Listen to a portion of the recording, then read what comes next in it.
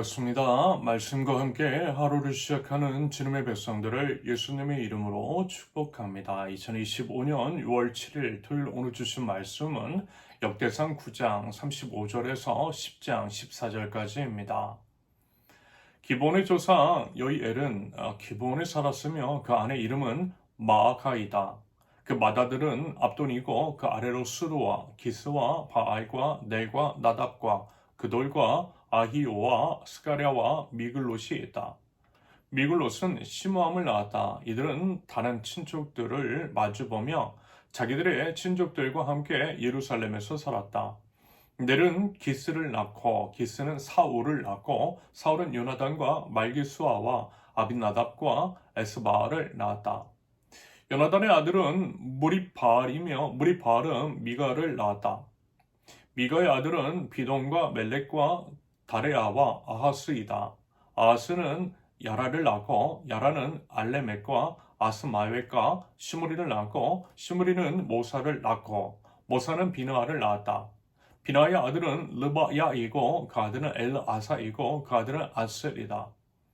아셀에게는 6 아들이 있는데 그들의 이름은 아스리감과 보그르와 이스마엘과 스아랴와 오바댜와 하난이다. 이들이 아셀의 아들이다. 블레셋 사람이 이스라엘의 싸움을 걸어왔다. 이스라엘 사람들은 블레셋 사람 앞에서 도망하다가 길보아 산에서 죽임을 당하여 쓰러졌다. 블레셋 사람들이 사울과 그의 아들들을 바짝 추격하여 사울의 아들 요나단과 아비나답과 말기수아를 죽였다. 싸움이 치열해지면서 전세가 사울에게 불리해졌다. 활을 쏘는 군인들이 사울을 알아보고 활을 쏘자 그가 화살을 맞고 중상을 입었다. 사울이 자기의 무기당번 병사에게 명령하였다. 내 칼을 뽑아서 나를 찔러라. 저 할례받지 못한 이교도들이 나를 조롱하지 못하게 하라. 그러나 그의 무기당번 병사는 너무 겁이 나서 찌르려고 하지 않았다. 그러자 사울은 자기의 칼을 뽑아서 그 위에 엎어졌다. 그의 무기당번 병사는 사울이 죽는 것을 보고 자기도 자기의 칼을 뽑아 그 위에 엎어져서 사울과 함께 죽었다.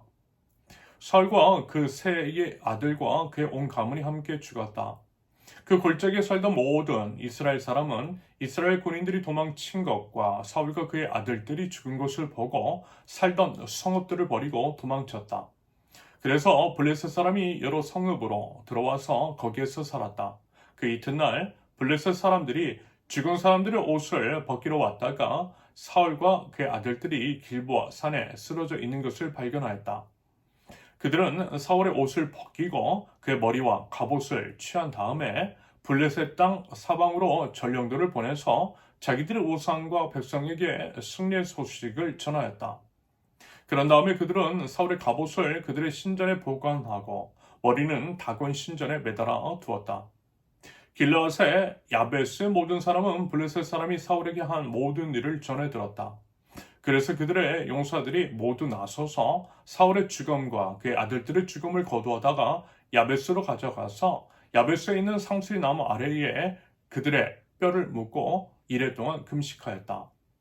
사울이 주님을 배신하였기 때문에 이렇게 죽었다. 그는 주님의 말씀을 지키지 않았고 오히려 점쟁이와 상의하여 점쟁이의 지도를 받았다. 그는 주님께 지도를 받으려 하지 않았다. 그래서 주님께서 그를 죽이시고 그의 나라를 이새의 아들 다윗에게 맡기셨다. 아멘. 역대기는 70년간의 포로 생활을 마치고 돌아온 이스라엘 백성, 주로 유다 지파가 주를 이루고 있었는데요. 아무튼 그들을 대상으로 한 역사책입니다. 남유다는 유다 지파와 베냐민 지파로 구성이 되어 있다라고 했죠. 역대기는 유다 지파의 관점에서 기술이 된 책입니다. 그래서요, 특징적인 것이 뭐냐면 이런 거예요. 일단은 열왕기의 열왕기와 내용이 이제 비슷한 게 많아요. 하지만 열왕기는 남유다와 북이스라엘 왕을 중심으로 각각의 나라의 역사가 이제 거의 골고루 기술이 되어 있다면 역대기는 그렇지 않더라는 것입니다. 말씀을 드린 것처럼 남유다 혹은 남유다의 왕을 중심으로 기술이 되어 있어요. 아울러 이제 같은 장면, 같은 내용이라 할지라도 이왕이면 좋은 쪽으로, 이왕이면 긍정적인 쪽으로 표현이 되어 있는 것을 볼 수가 있습니다. 부정적인 내용은 그 내용을 다루지 않거나 축소해서 말하더라는 거예요. 이것은 이제 뭐랄까, 아무래도 이제 포로 귀환 후 패배감에 절어 있는 유다 백성이고, 그래서 이제 그것을 극복하기 위해 유다인으로서의 정체성과 민족 의식, 자부심 같은 것들을 고취시키기 위한 의도적인 표현으로 해석할 수 있겠습니다. 이왕이면 이 긍정적인 표현, 과거에 이제 영화를 누렸던 것들을 통해 재기의 의욕을 북돋는 거죠. 그러면서도 그들의 이제 실패 요인, 즉 그들이 망해서 포로로 끌려가게 된 요인에 대해서는 분명하게 기록합니다. 그것을 알고 또 기억해야만 같은 죄와 잘못을 저지르지 않을 가능성이 크기 때문입니다. 여러분, 이것이 사실 역사를 배우는 이유인 거죠. 아무튼 이제 어제까지 어느 정도 이제 지루할 수도 있는 족보의 이야기가 거의 마무리가 되고요. 그러면서 이제는 남유다의 멸망의 원인인 하나님을 배반한 것에 대해서 다루었어요. 그리고 이제 그렇기 때문에 무엇보다 예배의 회복이 필요하고, 예배를 위해서 드려진 제사장과 레위 사람들에 대해서 언급을 했다라고 했습니다. 각 지파에 대한 소개 후 제사장 그리고 이제 레위 사람들에 대한 언급은 다분히 의도적이라는 거죠.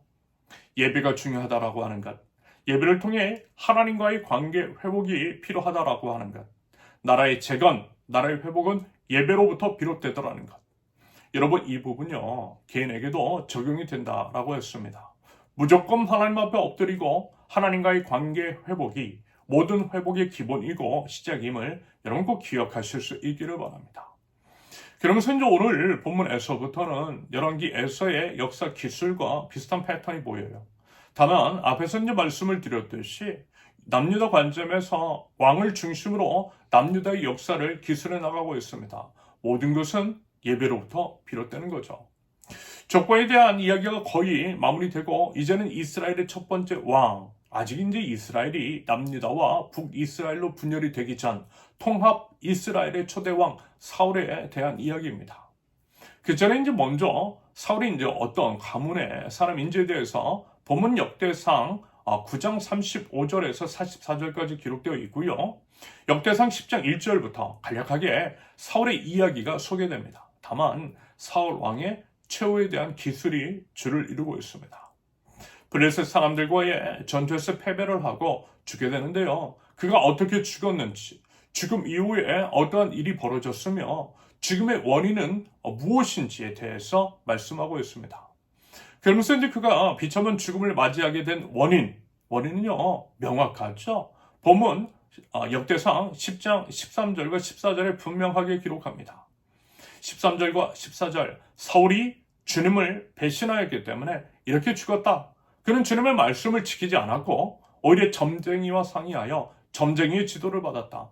그는 주님께 지도를 받으려 하지 않았다. 그래서 주님께서 그를 죽이시고 그의 나라를 이새의 아들 다윗에게 맡기셨다. 마치 이제 최근 우리 한국 사회에서 일어난 사태, 내란 세력과 그 주변을 들이웠던 주술의 흔적이 생각나는 장면입니다. 여러분, 하나님께서 이런 것들 가만 놔두지 않으시더라는 거예요. 저는요, 이 사태를 사울의 경우와 비슷하게 해석을 하고 있어요. 여러분들, 성경은요, 명확합니다. 모든 것은 하나님과의 관계에서 비롯되더라는 거예요. 그러면서 한번 나라가 멸망을 하고 포로로 잡혀나갔다 온 이유이기 때문에 더더욱 명확하게 이야기하고 있습니다. 하나님을 배반하면 망한다라고 하는 것을, 비참한 죽임을 당한다라고 하는 것을 역대기, 역사책에 명시해 놓음으로써 똑같은 죄를 범치 않게 하려는 의도가 엿보여요. 그리고 이제 그것은 당연히 이 기록을 접하고 있는 우리들에게도 해당되는 것이겠죠. 하나님을 배신하면 안 된다라고 하는 것. 여호와 하나님을 경외하는 것이 우리가 살 수 있는 유일한 길이요, 삶의 지혜라는 말씀입니다. 여러분, 사울의 최후를 반면교사 삼으실 수 있기를 바랍니다. 그 어떤 것보다 수치스럽고 부끄러운 것은 다름 아닌 하나님을 배반하고 하나님 없이 사는 것, 하나님 외의 것을 의지하는 것이라는 것, 여러분 꼭 기억하실 수 있기를 바라요. 그것은요, 마치 이제 모래 위에 집을 짓는 것과 같은 것이라는 것을 기억하고요. 오직 하나님만을 섬기고 하나님만을 예배하며 하나님께서 보시기에 합당한 삶을 살아갈 줄 아는 저와 여러분들, 하나님 나라 백성들 모두 되실 수 있기를 예수님의 이름으로 축원합니다. 함께 기도합니다. 사람이 아닌 하나님께 모든 시선을 두고 하나님께서 인정하시는 삶, 하나님께 모든 것을 거는 삶, 오직 여호와 하나님만을 예배하고 섬기는 삶을 살아가는 신실한 주님의 백성 되도록 주님 인도하여 주시옵소서. 하나님을 경외하는 것이 지혜의 근본이며 제가 살 수 있는 유일한 길임을 믿고 오직 주님의 말씀을 따라 삶으로써 하나님과 사람 앞에 부끄러움이 없는 인생 되게 하시며 저희 걸음 위에 통하여서 아름다운 하나님의 나라가 세워질 수 있도록 주님 인도하여 주시옵소서. 예수님의 이름으로 기도합니다. 아멘. 하나님께서 오늘 주신 말씀과 각자의 기도 제목을 놓고 우리 잠시 기도합니다.